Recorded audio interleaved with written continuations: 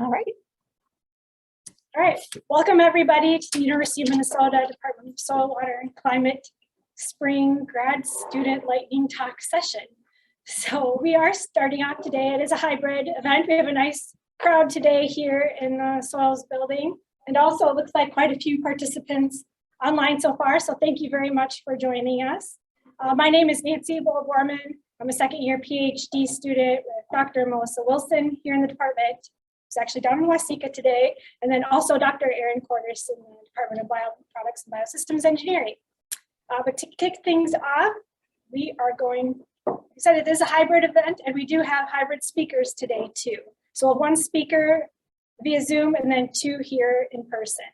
So our first speaker today is Emma Link.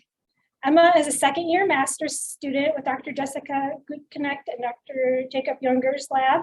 They're originally from Cleveland, Ohio, but have loved living in Minnesota for the past 6 years while studying at Carleton College and the U of M. So welcome, Emma, for your presentation. Thanks, Nancy. Can everybody hear me okay? I guess maybe just throw a hands up. Cool. Great. And Nancy, can you confirm I'm expecting this will take about 13 minutes. We had 10 to 15 minutes for speaking, right? Yes. Yep. That sounds great. Cool. Great. Well, awesome. Thanks for coming today, everyone. Today I'm going to be presenting on my research in soil changes in annual and perennial grain systems in Minnesota. So, hello slides, please advance. So this is what we're going to be talking about today. First, I'm going to talk about our general motivations for wanting to develop more sustainable agricultural systems and the potential benefits of perennial grain systems as a more sustainable system. I'm going to introduce the project that I work on, which is called PARS, or Perennial and Annual Responses to Climate Extremes. I'm going to summarize my results so far, and then I'll talk about the implications of those results and future work in this on this experiment. So to contextualize some of the reasons for why we want to develop more sustainable agricultural systems. As you probably all know, modern agriculture has a pretty huge environmental impact. So things like fertilizers and pesticides, and even like the gas that runs our tractors, have huge carbon emissions and then also lead to a lot of pollution issues in our soils and ecosystems and waterways. So on the right, you can see a picture of algal blooms in the Gulf of Mexico at the mouth of the Mississippi that are directly tied to nitrate leaching out of our farm fields, nitrate fertilizers that have been applied, and then also nitrate that existed in the soil. Leaching out of our farm fields and into our water, and even, this causes about $1 billion annually in costs to clean up and environmental costs. And that's just one of the many environmental impacts that we actually have quantified in terms of their monetary impact. We're also interested in sustainable food or more sustainable agricultural systems so that we can have a more resilient food system in the face of climate extremes. So you can see on the left, this is a picture of what my experiment looked like during the drought this year. The corn was not doing very well. And on the right, you can see a picture of flooding that happened in wide-scale flooding events in 2019. And these, like drought and flood, lead to billions of dollars of monetary impact in payouts to farmers, and then also could potentially lead to problems getting food to people. So some recent models have shown that we might have as much as like 14 to 23% decrease in agricultural production by the end of the century under climate extremes. So we want a more sustainable agricultural system that can like better handle extreme weather events. And then finally, our current agricultural systems do not foster long-term soil health, do not really make sure that we're going to be able to farm from our same agricultural landscapes in the future. So we've got widespread erosion as a result of tillage and lack of cover cropping, lack of roots in the ground holding soil in place. And that's not great for our long-term agricultural output. So perennial grains are a potential sustainable solution to a lot of these problems that I just listed. So perennial grains like intermediate wheatgrass, which is a grain that the University of Minnesota and the Land Institute are both actively breeding and is the grain that I study. A perennial is something that you plant once and it can grow for multiple years. In the case of intermediate wheatgrass, about 3 years to have good grain production. So we've got deep root systems that are in the ground year round that can hold soil in place. And these dense root systems can better take advantage of nutrient applications and also water. So if you compare intermediate wheatgrass, which is a wheat, to annual wheat, right now, far and away, the annual wheat produces a lot more food. It's got a higher yield. But the perennial grains are holding on for a lot of the more environmental factors. So we see an increase in fertilizer use efficiency with intermediate wheatgrass. We see a decrease in nitrate leaching. We see reduced soil erosion in perennial systems generally. And then we're wondering if we will also potentially see an increase in soil carbon storage and sort of a restoration of soil health when we grow intermediate wheatgrass systems, perennial grain systems. And we're also wondering if these systems will be more climate resilient. So these last 2 points, specifically, especially today, we're going to talk about the soil health point. This is sort of what the experiment that I'm working on. These are questions that experiment is designed to answer. So my experiment, again, is called Perennial Annual Responses to Climate Extremes. It's located in the research station in Rosemount, Minnesota. It is a completely randomized split plot design experiment. So I've got 40 replicates, each of 4 cropping systems. And this figure just shows what that looks like as an aerial view. But in each split plot, I have a intermediate wheatgrass with alfalfa intercrop. Alfalfa is a perennial forage legume. I've got an intermediate wheatgrass monocrop. I've got corn, soy, conventional rotation, and then I've got a corn, soy, conventional rotation with strip tillage and a winter cover crop. So this figure just shows the 4 cropping systems that I just outlined to you out loud. But it really emphasizes that in that annual system with no cover crop, we've got bare ground for a lot of the year. And in the annual system with cover crop, we've got less bare ground, but we've still got a lot of tillage, a lot of soil disturbance. And in both of the perennial systems, we have no disturbance throughout the year. So my experiment was established in fall of 2019. So it has undergone, we've been through 2 years of the cropping systems. And this is what the cropping systems look like throughout the growing season. So in June, both the annual and the perennial systems are green and growing. But in May, the intermediate wheatgrass and alfalfa are already green and growing, but the corn soy systems haven't been planted yet.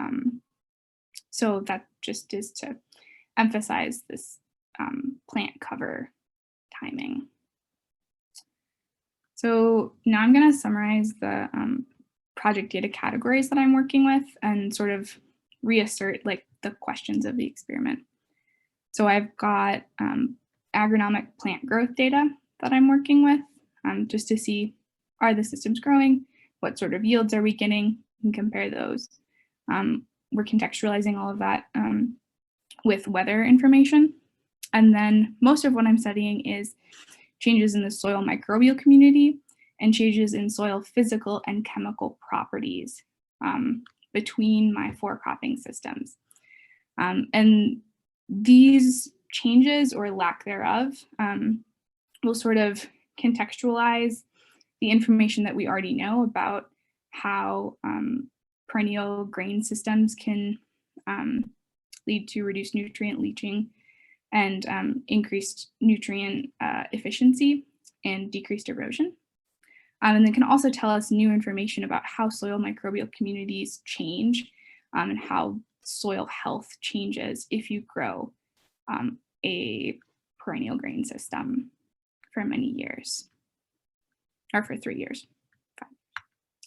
Okay, come on. So in case you're curious, these are the data sets that I'm working with. If these don't mean anything to you, that's okay. But today I'm going to briefly present my results from year 1 of the experiment. So the first growing season, we collected soil samples and also plant biomass samples and yield samples. And I'll summarize the results of that. And in white boxes are the data sets that I have prepared. And then in year 2, which was last year's growing season, I haven't got as much of that data in hand yet, but I will present what I have so far. So the year 1 data in terms of soil chemical and physical and microbial characteristics, is very easy to sum up. We saw no differences in the soil characteristics after 1 growing season. And that sort of makes sense in the context of other research that assesses how soil microbial communities and soil health changes. Those changes kind of take a long time. And as you can see in this timeline, these soil samples were only taken less than a year after the cropping systems were established. But we did have successful establishment of the cropping systems, and we had expected to good yields from all of the systems. And this is one piece of data from that first year that I want to show that just highlights one of the characteristics of intermediate wheatgrass, which is that it's got really dense root systems. So this shows root biomass by depth and by cropping system. So you can see that purple and turquoise box, we've got a lot more roots in the top 15 and the top 15 to 30 centimeters of these intermediate wheatgrass systems than we do in the annual systems. But then we have about the same biomass of roots from 30 to 60 centimeters in both the annual and perennial systems. And this is totally in line with what previous research on intermediate wheatgrass has found. So our results so far in our year 2 data sets are that we had another successful growing season. I've seen no differences in the microbial function data sets that I have analyzed so far, which is 2 of my 4 microbial function data sets. And I have seen a difference in infiltration between the 4 cropping systems. So you can see in the timeline again, these are soil samples that were taken 2 years after cropping system establishment in the fall of 2019. So first I'll present the data from my extracellular enzyme assays. So extracellular enzymes are enzymes that microbes can send out to break down specific things that the microbes need the parts of. So I've got the beta-glucosidase activity. I may have lost my little thing. So beta-glucosidase is breaking down cellulose, which is a carbon form, cellulobiohydrase, breaking down polysaccharides, another carbon form. And then also I've got an enzyme that is breaking down chitin for nitrogen and one that is searching for polyphosphates and P, phosphorus. So I see no differences even after 2 years in extracellular enzyme activity of these 4 enzymes across the 4 cropping systems. I also did a tea bag decomposition experiment to see if there was any difference in decomposition of biomass across the 4 cropping systems in this second year. And this was done in June. And I saw no differences across the cropping systems. And then finally, I calculated infiltration time in June, and I saw that a sort of unexpected result, which was that it took much longer for water to filter into the intermediate wheatgrass plots than in the annual plots. And this is sort of a reversal of what we've seen in other research in my lab. But I think it might be due to the timing of when I did the experiment, the drought, and the lack of compaction of the annual systems that had just been tilled. So just to tie these results back into past research, my result of finding no differences in soil health and microbial activity in year 1, totally in line with what we've seen in other experiments in my lab. Two other main experiments have shown that it takes 2 to 3 years to see differences in soil physical properties and soil microbial properties. So I expect to start to see differences this year in the data sets that I haven't analyzed yet.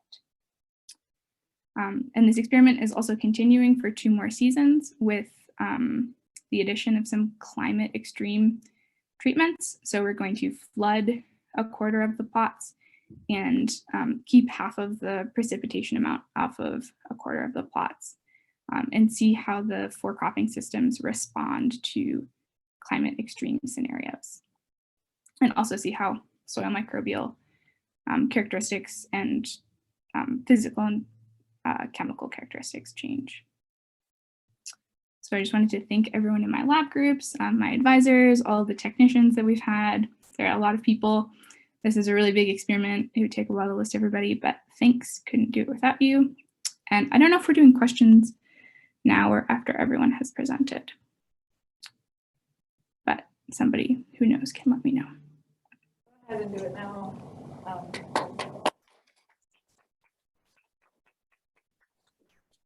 Okay, unfortunately, I can't really see everyone. Yeah, there is one in the chat, yep. And if anyone has a question in the room, if you wouldn't mind coming up, so there's a camera facing us here, and that way people on Zoom can hear you better. Okay, the question in the chat is, did we analyze soil characteristics before the experiment, and then we might be able to run a mixed effects model? We didn't analyze soil characteristics before the experiment. The suite of things that we're doing are fairly expensive, and we sort of figured that year 1 would serve as like the baseline. So yes, that we didn't run these. Jess might know, we may have the soil samples to run it. I don't think we do though. We have like per block we do. Okay. Yeah, we didn't. Yeah. Yeah, we took baseline like fertility and texture data, and we have, so at least per block we have a frozen archive from that sampling. We did an initial pre-survey to decide how to block and kind of what things were like on the ground. Emma, this is Satish Gupta. Can I ask you a question, please? Yep. What amount of fertilizer did you apply on the community? I thought you'd ask this question. I prepped it for you. Right. I've got in the intermediate wheatgrass in our first year, we put 80 pounds per acre of urea on, Okay. and nothing on the other 4 systems. And then in the corn, we put on 140 pounds of urea in a split application, and another 80 pounds on the intermediate wheatgrass in 2021. Are you thinking of following up with the carbon mass balance or nitrogen or water mass balance? Yeah, so we have thought about this. We don't quite have all of the data sets that we would need to fully do those mass balances. But we've sort of thought about what other data sets we would need and how much it would cost, how much work it would be. These are all things that our lab is calculating in like other experiments that are more specifically designed to study that. So my impression is that we're sort of rolling with like, we want to study that with other experiments and study like the biological communities and the yield responses to the climate extremes in this one. Thank you. Good job.